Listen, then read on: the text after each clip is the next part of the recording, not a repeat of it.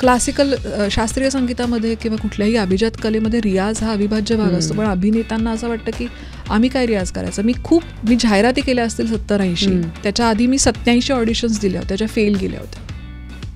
त्याच्यानंतर मला पहिली ॲड मिळाली. पण ते 87 ऑडिशन्स ज्या फेल गेल्या होत्या तो माझा रियाज होता. ती एक क्रॅक करण्यासाठी. तो अभिनेत्याला करत राहायला लागतो. चांगली नाटकं जाऊन बघायला पाहिजे. मी करते अजूनही. एखादं कोणीतरी दिलेलं एक्सप्रेशन मला जर आवडलं तर ते मी आरशात करून बघते. अच्छा. तो डायलॉग म्हणून बघते.